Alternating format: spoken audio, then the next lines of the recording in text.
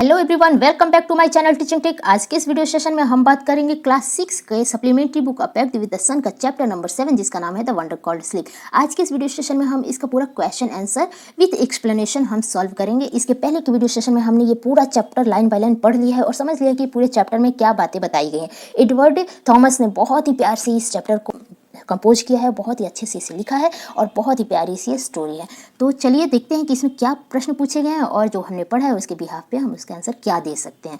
आपकी बुक में ये टोटल 6 क्वेश्चंस दिए गए हैं। ठीक है, हम देखेंगे एक एक करके कि क्या इसमें प्रश्न में पूछा गया है और इसके जो आंसर होंगे वो क्या हो सकते हैं। तो चलिए देखते हैं कि पहला प्रश्न क्या पूछा गया। पहले प्रश्न में आपसे पूछा गया है, what is the most obvious advantage of sleep. नींद का जो सबसे स्पष्ट एडवांटेज है यानी कि जो लाभ है वो क्या है। इसका आंसर हम इस तरीके से लिख सकते हैं कि the most obvious advantage of sleep, नींद का जो सबसे स्पष्ट जो लाभ है वो ये है, is that it helps to recover our body and mind from fatigue caused by the day's activity. पूरे दिन की एक्टिविटी गतिविधियों से जो हमारी बॉडी और जो हमारा माइंड है वो जो थकान से भर जाता है, थक जाता है, उससे जो नींद होता है वो इसकी रिकवरी करने में हमारी मदद करता है। After a good sleep we become alert and active again for the day's activity. और एक अच्छी नींद के बाद हम फिर से अलर्ट, सतर्क और एक्टिव हो जाते हैं अपने दिन के और कार्य को करने के लिए।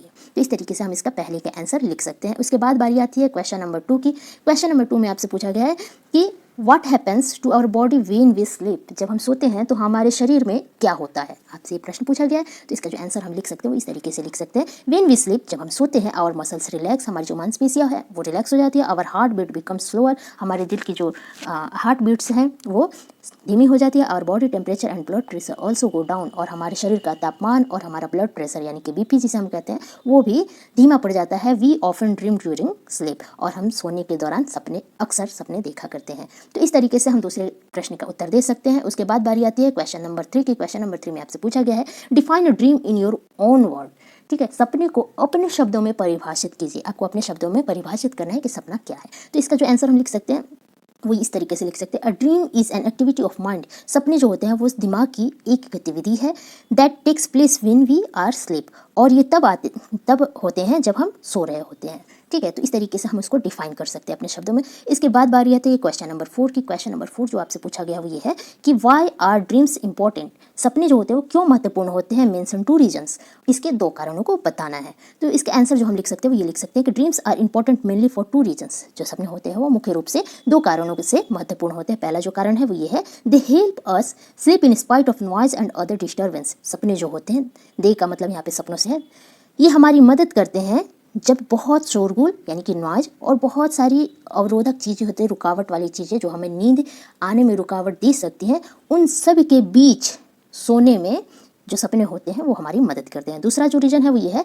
कि some dreams provide a solution to certain problems. कभी कभी जो सपने होते हैं वो जो हमारे जीवन में जो प्रॉब्लम्स होते हैं या फिर कुछ भी प्रॉब्लम्स जो कभी होते हैं उन सब के समस्याओं के हल का भी निवारण कभी कभी सपने कर देते हैं, वो उसका सॉल्यूशन हमें प्रोवाइड कर देते हैं। तो इन 2 कारणों से जो सपने होते हैं वो बहुत ही ज़्यादा महत्वपूर्ण बन जाते हैं। नंबर जो प्रश्न आपसे पूछा गया है वो पूछा गया है, why has sleep been called a wonder.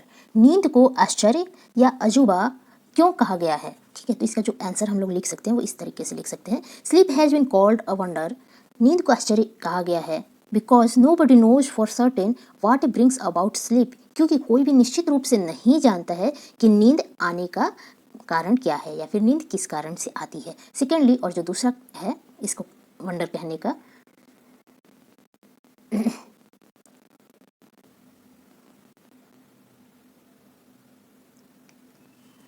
और जो 5th नंबर क्वेश्चन आपसे पूछा गया है वो ये है, why has sleep been called a wonder.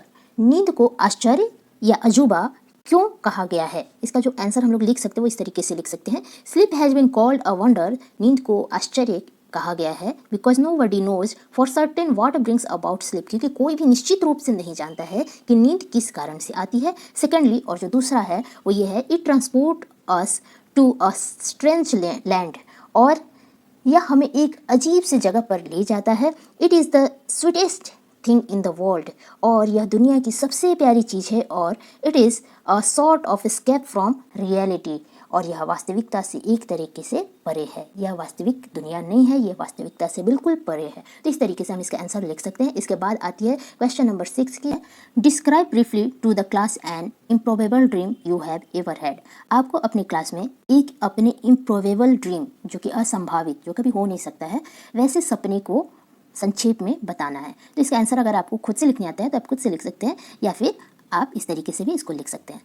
Last night I had a dream, कल रात मैंने एक सपना देखा, इन which I saw that in the evening I was playing football as usual in the field outside my house, and while playing my ball got stuck in the root of a tree।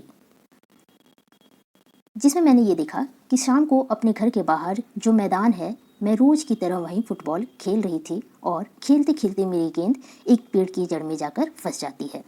While trying to get it out, जिसे मैं निकालने की कोशिश करते हुए I went into the root of the tree, मैं खुद भी उस पेड़ की जड़ में चली जाती हूँ। एंड सडनली, और अचानक से, आई रीच अ केव, मैं एक गुफा में पहुँच जाती हूँ, which is completely filled with water, जो कि बिल्कुल पानी से भरा हुआ होता है। And it is very beautiful, लेकिन वो बहुत खूबसूरत भी होता है, जस्ट लाइक अ पैलेस, जैसे कि एक महल होता है। Many fish also live in it, बहुत सारी मछलियाँ वहाँ पर थी। While searching for my ball I collide with a fish which was very big and then I was looked, और मैं अपनी गेंद को ढूंढते हुए एक मछली से जाकर टकरा जाती हूँ, जो कि बहुत बड़ी सी थी, और it become like an angel, और मेरे देखते ही देखते वो एक परी बन जाती है। Which was half angel from above and like a fish from below, जो कि ऊपर से आधी परी होती है और नीचे से बिल्कुल मछली की जैसी होती है। I got very scared after seeing it, मैं उसे देखकर बहुत डर जाती हूँ। She takes me deeper into the cave where the queen of fishes was sitting, वो मुझे गुफा के और अंदर लेकर जाती है, और जहाँ की जो मछलियों की रानी थी वो बैठी थी। Then the queen of fishes very angrily ask me, और जो रानी होती है मछलियों की, वो मुझसे बहुत गुस्से में पूछती है, how I reached her place, मैं उसकी गुफा में, उसके स्थान पर कैसे पहुँच गई। I tell her that I had lost my ball, और मैं बहुत सच सच सारी बातें बता देती हूँ और कहती हूँ कि मेरी जो गेंद थी वो मुझसे खो गई थी। And I don't know how I reached here while searching for it, और मैं नहीं जानती हूँ कि मैं उसे ढूंढते ढूंढते यहाँ कैसे पहुँच गई। Then she agrees and gives me my ball, और वो ये बात मान जाती है, वो बहुत अच्छी होती है और मेरी बात से एग्री हो जाती है, और मेरा जो बॉल होता है वो मुझे देकर मुझे अलाउ करती है, मुझे ये परमिशन, ये इजाज़त देती है कि मैं अपने घर को वापस लौट आऊँ। फिर मैं अपने घर वापस लौट आती हूँ। तो इस तरीके से मैंने एक स्टोरी लिखी है, एक ड्रीम लिखा है अपना, आप अपनी तरफ से भी लिख सकते हैं। ये टोटल आपका क्वेश्चन था, जो कि पूरा कंप्लीट हो गया है। यदि आप हमारे चैनल से नए नहीं जुड़े हैं तो बिल्कुल जुड़ जाइए, सब्सक्राइब कर लीजिए, बेल आइकन को प्रेस कर लीजिए, और चलिए मिलते हैं अगले चैप्टर में अगले वीडियो सेशन के साथ।